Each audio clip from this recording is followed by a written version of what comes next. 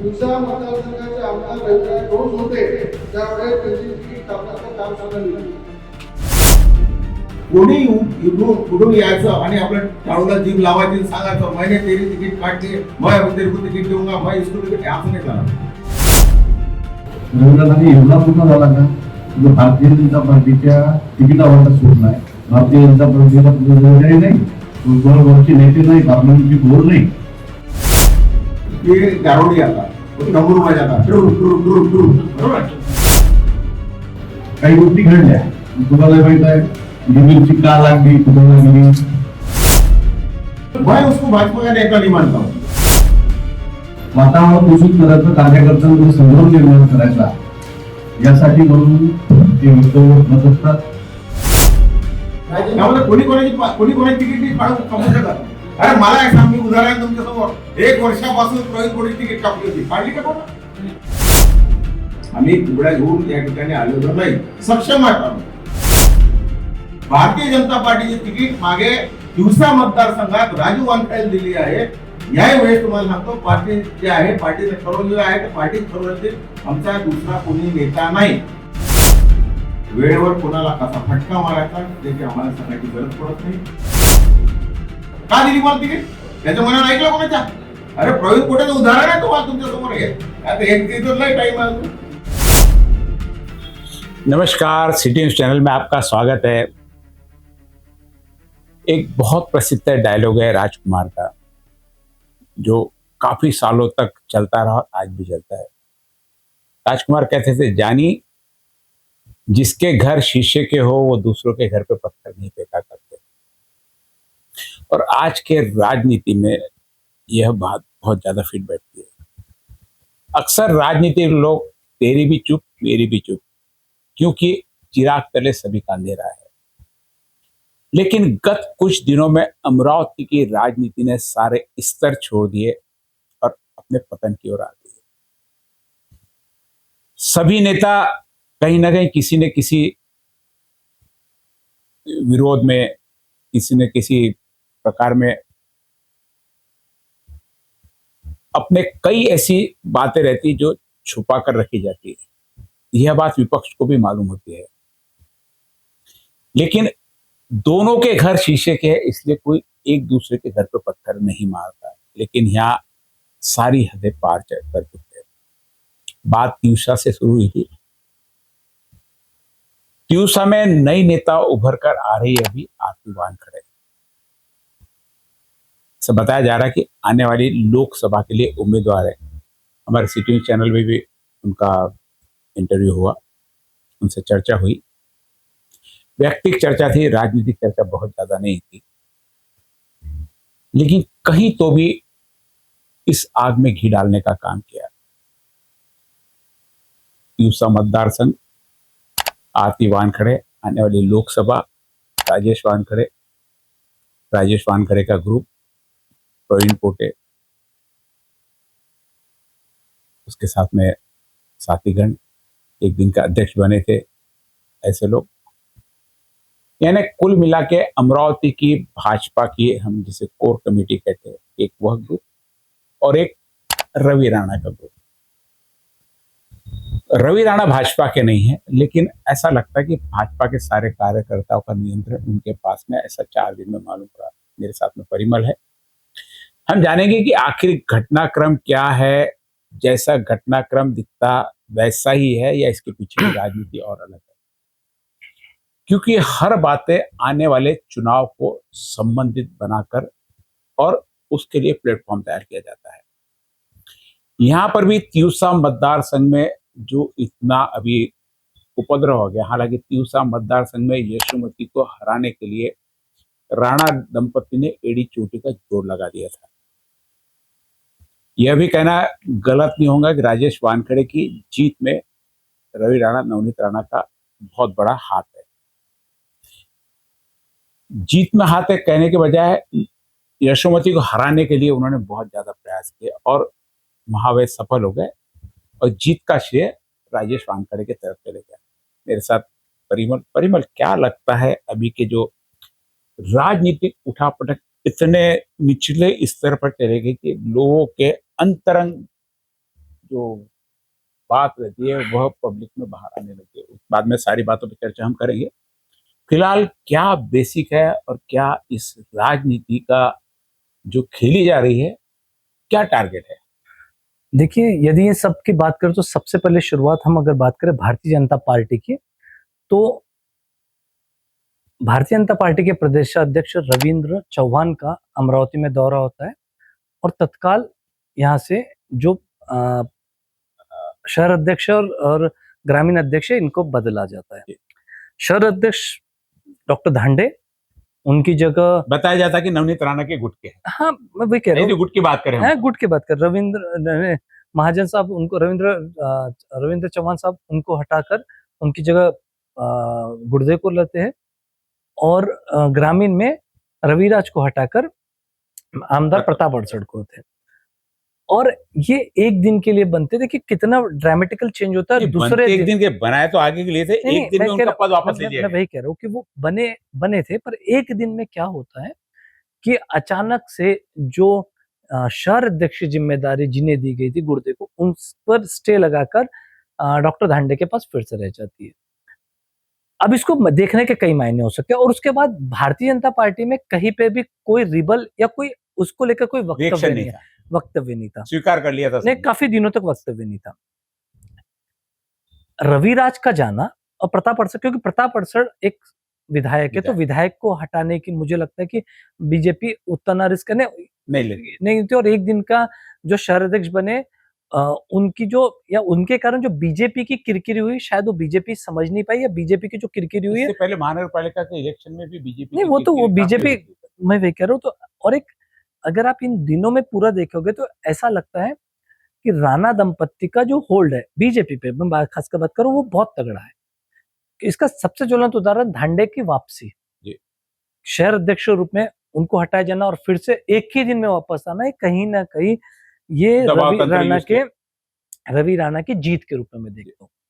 दूसरी बात रही, ये जो चल रहा है, ये पूरी एक जो कवायद चल रही है कि भारतीय जनता पार्टी में ऑल इज गुड नहीं है, ऑल इज वेल नहीं है। फिलहाल मैं अगर अमरावती की बात करूं, अमरावती के सांसद महोदया, पूर्व सांसद महोदया नवनीत राणा को लेकर भी कई आक्षेप विक्षेप चल रहे हैं।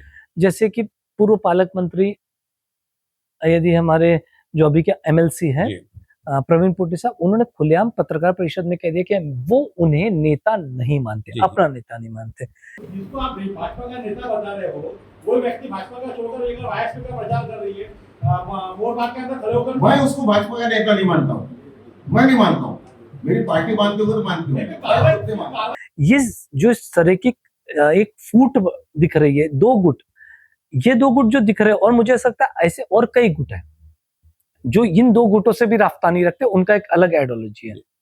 तो बीजेपी को अगर हम देखें, बीजेपी देश में, राज्य में आगे बढ़ रही है, पर अमरावती में इसका खच्चीकरण का कार्य चालू है। अब उसके पीछे का हम रीजन समझने की कोशिश करें, रवि राणा एक अलग पार्टी है, उनकी वाईएसपी है, युवा स्वाभिमान, पर उन्होंने रविराज देशमुख के जन्म दिवस के अवसर पर उनका यह वक्तव्य कि मैंने आपकी टिकट काटी और मैंने टिकट काटी बोलने के बाद आपकी टिकट काटी और राजेश वानखेड़े तो ये तो उन्होंने दिलाई, उसका मतलब यही होता है। ये तो अंडरस्टूड चीज है। तो ये कहना, तो ये दर्शाता है कि उनकी पकड़ कितनी अधिक है भारतीय जनता पार्टी के इंटरनल में। वही चीजों को लेकर जहां इन्होंने रवि राणा ने वक्तव्य किया, इमीडिएट उसका, रवि राणा हमेशा विवादों में रहते हैं, विवाद भरे वक्तव्य के लिए जाने जाते हैं। आज से नहीं, यदि हम पिछले 20 सालों से भी देखें तो कंटिन्यू विवादों में रवि राणा यानी विवाद नहीं, लेकिन अगर आप उस पर भी गौर करोगे तो उनकी जो कही बात में दम भी है।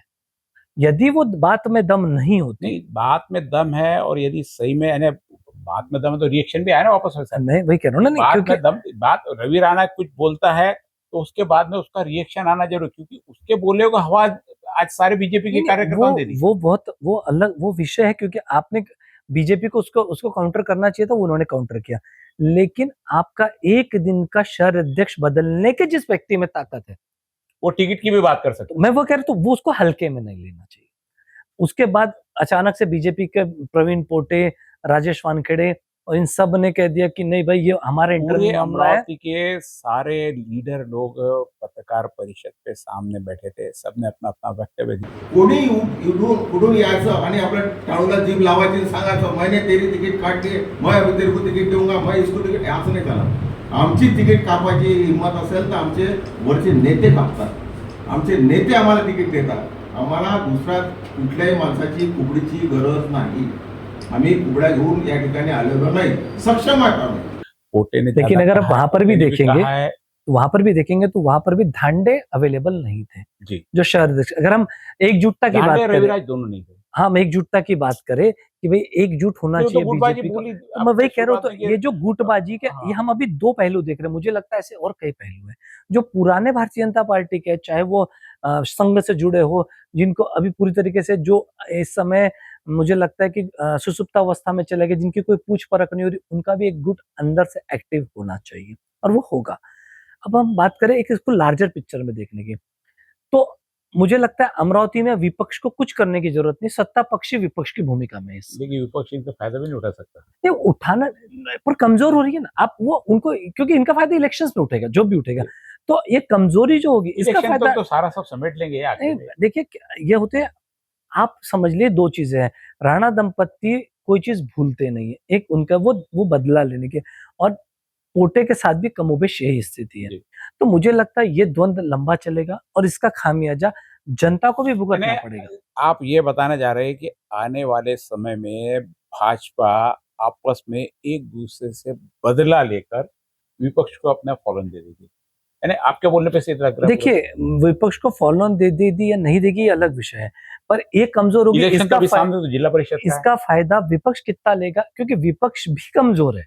विपक्ष की सबसे बड़ी मजबूरी है कि विपक्ष के जितने कद्दावर नेता है वो इस समय किसी पद पर नहीं है, यानी अगर हमें, तो वो उनके लिए नेगेटिव। लेकिन अभी अपने मतभेदों को विपक्ष भुलाकर एकजुटता से लड़े, तो मुझे लगता है आने वाला टाइम अमरावती में बीजेपी के लिए काफी टफ है, very tough time for BJP, क्योंकि इनके इंटरनल कॉन्फ्लिक्ट इतने अधिक है कि, क्योंकि इनके इंटरनल कॉन्फ्लिक्ट हम अगर बात करें तो दिखे हमको महानगर पालिका के इलेक्शंस में भी। नहीं, देखो आप और गुट की बात कर रहे हैं, लेकिन जहां तक समझ में आ रहा, हावी गुट नवनीत राणा का, क्योंकि नवनीत राणा के साथ में पूरी वायएसपी उसके साथ में। नवनीत राणा के पास में यदि आप देखो तो लोकल के भाजपा कार्यकर्ता, यदि आप बोले उनके कार्यकर्ता, भाजपा कार्यकर्ता बहुत ज्यादा साथ में नहीं दिखते। धांडे है, रविराज जैसे 2-4 लोग ही आपको दिखेंगे जो रवि राणा के गुट में है। बाकी जितने भी भाजपा के, हम जिसको वरिष्ठ कार्यकर्ता बोल सकते हैं, जो पावरफुल बोल सकते हैं, जैसे आपने संघ की बात की वो के, चाहे वो तुषार भारती हो या शिवराय कुलकर्णी हो, उसके बाद में दिनेश सूर्यवंशी हो, प्रवीण पोटे हो, आमदार हो, जितने भी सारे आमदार होंगे यहाँ पे। आज भले रवि राणा ने और नवनीत राणा ने 7 आमदार चुन के लाए, लेकिन आमदार की जहां तक बात होती, सारे आज उस गुट में बैठे हुए।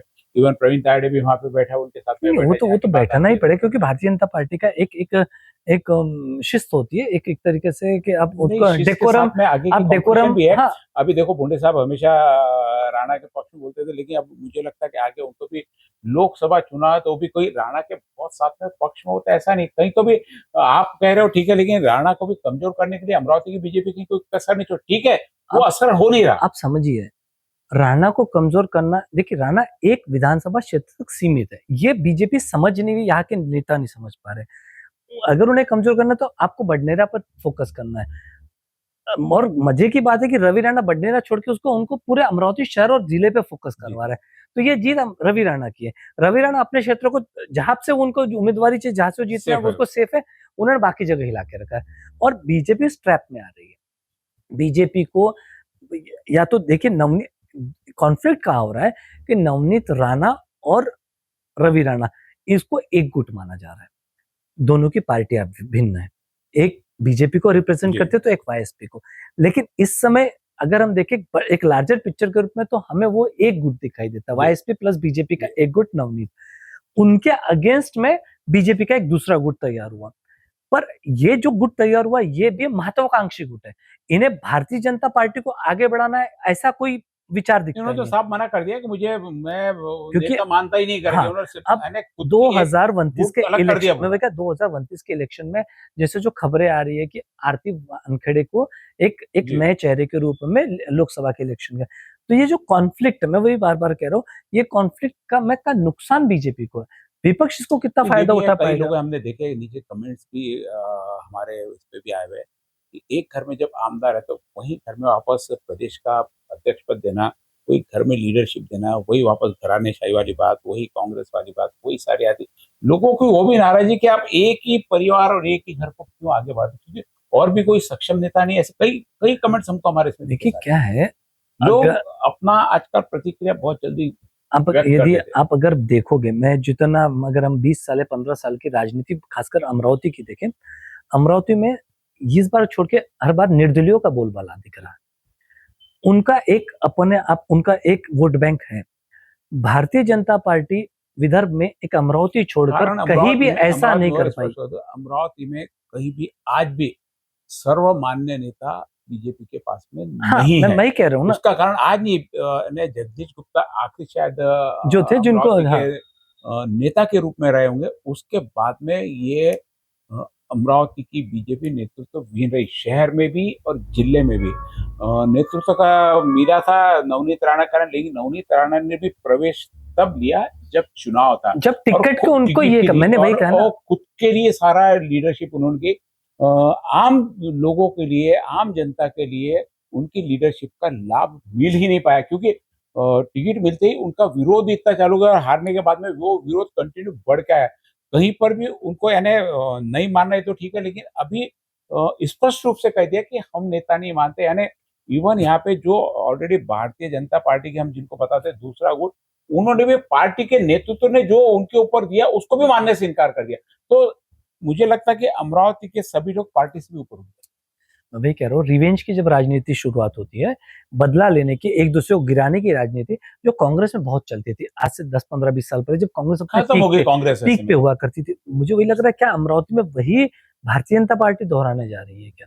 क्योंकि भारतीय जनता पार्टी के साथ सबसे बड़ा ड्रॉबैक क्या है, यह एक सर्वमान्य नेता नहीं है। नहीं, हम लोग कह सकते हैं नवनीत राणा, पर नवनीत राणा भी एक ऐसा लार्जर देन द पार्टी बन के रहे, लोकल वो के नेता नहीं बन लोकल पाए। के नेता मान ही नहीं रहे। हाँ, उनको स्पष्ट तो कर दिया कि हाँ, हम नेता नहीं हाँ, मानते। तो जब क्या हो जाता है कि एक पूर्व सांसद को आप एक नेता नहीं मानते और आप एक एमएलसी है जो पीछे के दौरान एमएलसी के लिए भले वो 5 डिस्ट्रिक्ट से जीत के आते, बट एक ऐसा सर्वमान्य नेता। अगर हम विधायक देख ले तो पब्लिक में से हाँ, नहीं है। एक विधायक भी ऐसा जो एक, अगर हम देखें कि ये जो आरती वानखेड़े, राजेश वानखेड़े, ये भी एक लीडर, नहीं मैं है। कह रहा हूँ कि मासेस लीडर नहीं, नहीं, नहीं, नहीं। मैं बार-बार लीडरशिप नहीं है, आमदार जरूर बन गए राजेश वानखेड़े, लेकिन लीडरशिप नहीं कि लोगों को नियंत्रण कर सके। मुझे आज लगता उनके है खिलाफ तो हाँ, कोई इतना बड़ा बोल देता है। नहीं, मुझे ऐसा लगता है कि वो लीडर इसलिए नेता या विधायक इसलिए बन पाए कि जो उनके अपोजिट में थे, उनके प्रति लोगों में नाराजगी थी, चाहे वो बच्चू कडू के लिए प्रवीण तायडे हो या, तो मुझे ऐसा लगता है कि प्रताप अड़सड़ एक लीडर है, मैं मान सकता हूँ, लेकिन प्रताप अड़सड़ भी जन नेता, वो जन नेता में नहीं आते। उनके वक्तव्य में कोई इस तरीके की नहीं। अब देखिए, अब वो ग्रामीण के अध्यक्ष है, उनका कोई ऐसा वक्तव्य बताइए, या उन्होंने रविराज को साथ में लेकर काम करने कहीं आपको दिखाई नहीं देंगे। क्यों दिखाई नहीं देंगे? नहीं लगता क्या, देखो परिमल, कोई चीज ऐसी नहीं कि जहाँ विवाद नहीं होता। हम भी अभी बैठे, कई चीजों में विवाद हो जाएगा, राजनीति में विवाद होता है, कई वक्तव्य, उसको क्या होता है, कई बार हम देखते हैं कि कोई चीज खराब हो गई तो उसको सुधारना, लेकिन यहाँ ऐसा है कोई एक चीज बिगड़ गई तो उसका वापस अटैक बाहर से होगा, उसको सुधारने का प्रयास नहीं किया जाएगा। जैसे अभी इन्होंने बयान ले लिया, उसमें राजेश वानखेड़े और वो एक अध्यक्ष ने कर दिया, वो बताया जाता है कि उनकी कोई पुरानी ऑडियो क्लिप वायरल कर दी है अभी। जी। पुरानी है, नवी है, ये नहीं पता किसकी है। नीचे स्पष्ट भी लिखा है कि भाई ये क्लिप की पुष्टि नहीं करते, लेकिन लोगों ने मान लिया कि ये क्लिप इनकी है। तो ये देखो, एक तो मैंने पहले कहा कि जिनके घर शीशे के होते, दूसरों के घर पे पत्थर नहीं फेंका करते जी। पत्थर एक दूसरे पे फेंकना चालू कर दिए तो लोगों के घर फूटने चालू हो गए। अब ऑडियो क्लिप वायरल हुई, अब किसकी है पता नहीं, लोग कयास लगा ले रहे क्या, क्योंकि जिस हिसाब से इंस्ट्रक्शन लिखे हुए वो समझ में आती है। उस क्लिप का वापस कोई विरोध भी नहीं हुआ कि हम इसको नहीं मानते करके, मौन वो स्वीकृति मानी जा मुझे लगता है सकती कि वो भी उन्होंने स्वीकार कर ली। दोनों चीजें गलत है, जो वक्तव्य है, जो बातें उसमें है, वो भी एक सार्वजनिक रूप से जो नेता जिसको माना जाता है, जो लीडर है, जो समाज सेवक है, उनके साथ में ऐसा उन्होंने ऐसा प्रयोग करना ये कहीं भी उचित नहीं है।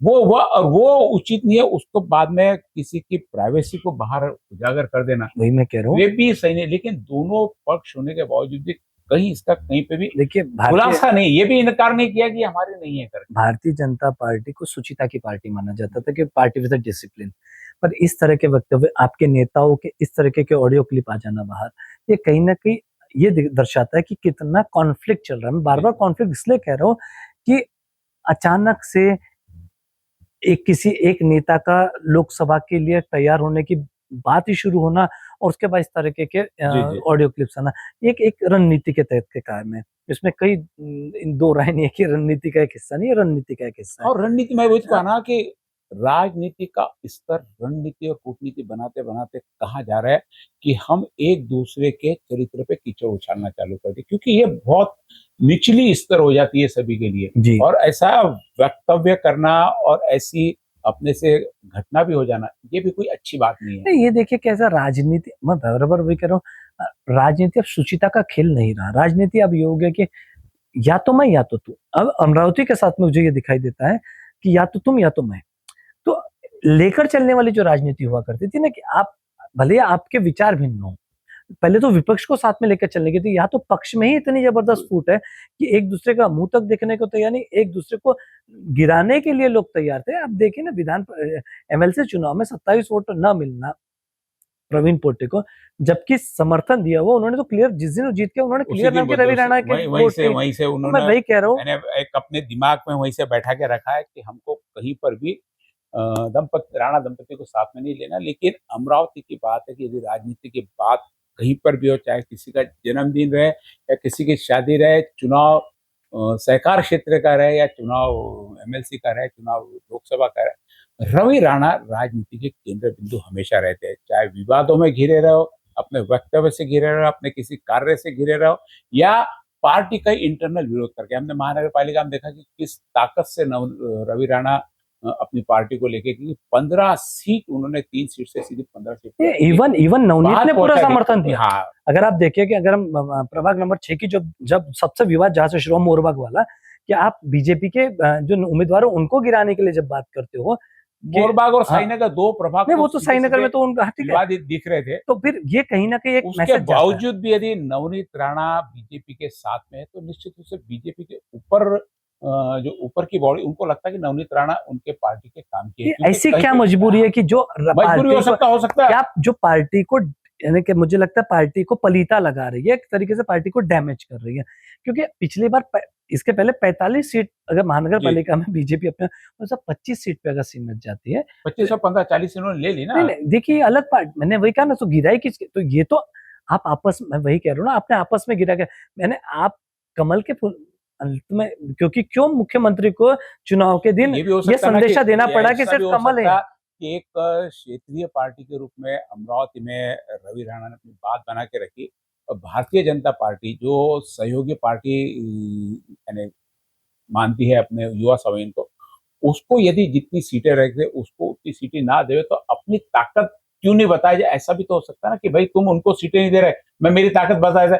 ताकत, क्योंकि ये सारी ताकत आज जनता की है। नवनीत रवि राणा की ताकत इसलिए कि वो जनता का लीडर है, जनता में से उनको मेरी कोई दिक्कत नहीं है कि वाईएसपी 25 सीटों पे या 87 सीटों पे चुनाव लड़े।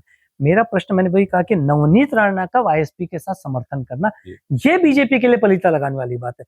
हर पार्टी को आगे बढ़ने का अधिकार है, कांग्रेस बढ़े, राष्ट्रवादी बढ़े, वाईएसपी बढ़े, किंतु आप बीजेपी में रह के बीजेपी के उम्मीदवारों के लिए टिकट न मांग के वाईएसपी के लिए अगर मांग रहे, मुझे लगता है ये पलीता, ये डैमेज करने वाले। मैं उस चीज पे जा रहा हूँ कि नवनीत राणा का वो जो कार्यकृत्य है, ये कहीं ना कहीं बीजेपी को डैमेज करा, और शायद उसका प्रतिशत अभी पूरा का पूरा, तो उसका प्रतिशत शायद सब्स्टिट्यूट ढूंढना चालू कर दिया लोकसभा का बीजेपी ने। जी बिल्कुल, वहां से प्रयोग चालू हुआ। तो ये थी हमारी चर्चा की अभी शुरुआत। अब राजनीति वापस यहाँ से नए रंग रोज बदले, क्योंकि अभी आरोप प्रत्यारोप चालू, ये खत्म नहीं हुआ कहीं पे भी, ये लगातार चलते रहेगा। क्योंकि दोनों को, एक दूसरे को अब आगे नहीं बढ़ाना, एक दूसरे को नीचा दिखाना, क्योंकि हम आगे बढ़े नहीं बढ़े, अगला आगे नहीं बढ़ना चाहिए। तो किस प्रकार एक दूसरे को ज्यादा डैमेज किया जा सके, क्योंकि खुलकर अब बोला जा रहा। अब प्रवीण पोटे पहले विधायक नहीं थे, अब विधायक बन गए, उनके पास अधिकार हो गया।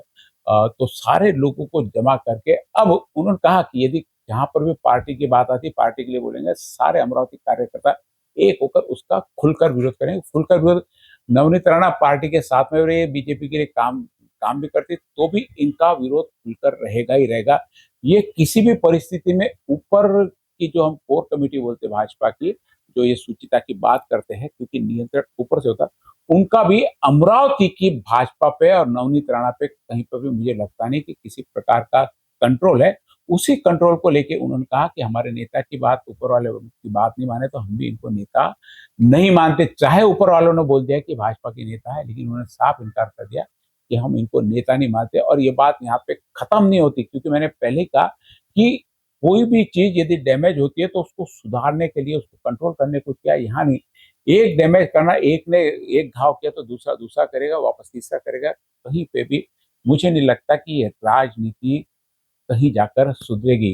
अब आने वाले लोकसभा इलेक्शन है, अभी फिलहाल नजदीक में अभी जो जिला परिषद का चुनाव आने वाला है, जिसमें मुझे लगता है कि रवि राणा पूरी तरह से अलग होकर चुनाव लड़ेंगे और शायद सभी पार्टियों के अब इस समय वापस पेच फंस जाएगा कि नवनीत राणा क्या करती है। नवनीत राणा युवा स्वाभिमान के पास रहती है, साथ रहती है, या नवनीत राणा बीजेपी का काम करती है। युवा स्वाभिमान के साथ पूरा यदि खुलकर काम करती है तो मुझे नहीं लगता कि भाजपा वापस उस समय कोई एक्शन नहीं लेगी।